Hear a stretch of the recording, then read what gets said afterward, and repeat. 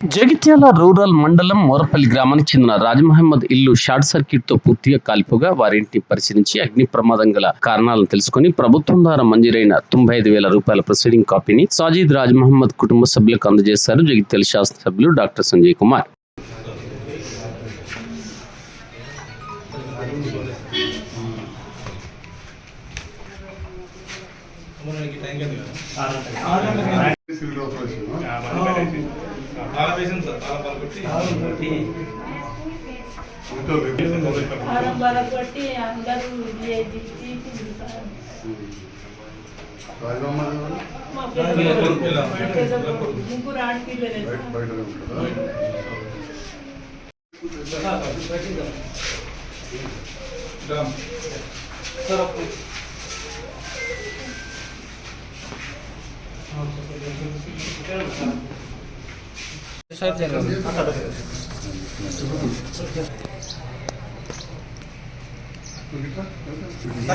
పట్టుకోండి అట్లా పట్టుకోండి సార్.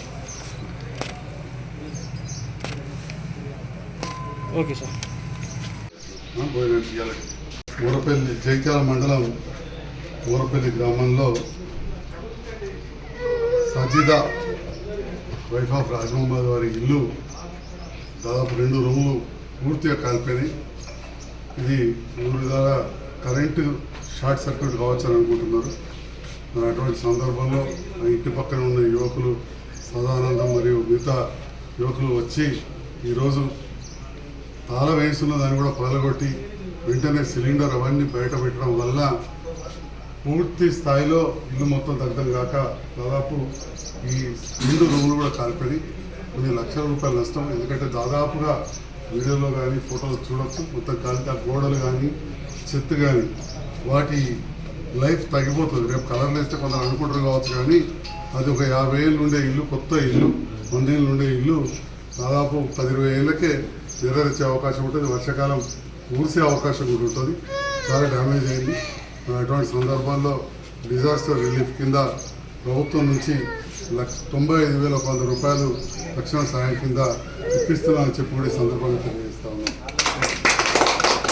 మరి ఈనాడు చూస్తూ ఉంటే భారతదేశంలో వివిధ కులాలు, వివిధ మతాలు, భాషలు, సంస్కృతులు, ఇది ఒక ముస్లింల ఇల్లు తగలబడుతుంటే హిందూ అయిన సదానందం కావచ్చు, వాళ్ళ మిత్రులు ప్రాణాలకు తెగించి వచ్చి తాళాలు వలగొట్టి మంటలకి వెళ్ళి బయట సిలిండర్ అవన్నీ బయట వేసారు. అంటే మన లోపల ఎంత యూనిటీ ఉన్నది. అందరూ రాజకీయాల కోసం కొన్ని వాడుకుంటారు తప్ప మనం అందరం కూడా కలిసిమెలిసి ఉంటే బాగుంటుంది. దానికి వాళ్ళ ప్రతీక హిందూ ముస్లిం యూనిటీకి ప్రతీక ఈనాడు ఇక్కడ మోరపల్లిలో జరిగిన సంఘటన. నేను పూర్తి స్థాయిలో సదానందను వారి మిత్ర బృందాన్ని ఎవరెవరైతే సాజిదా ఇల్లు కాలుతూ ఉంటే వెంటనే వచ్చి ఎక్కువ డ్యామేజ్ కాకుండా ఆపిన వారందరికీ కూడా శాసనసభ్యునిగా నా హృదయపూర్వక ధన్యవాదాలు తెలియజేస్తూ నా వంతుగా కూడా కొంత సహాయం చేయడం జరిగింది. మీరు ధైర్యంగా ఉండాలి. ఈ 95,000 ఉపయోగించుకోండి. తర్వాత కూడా ముందు సహాయం చేస్తాను. Thank you.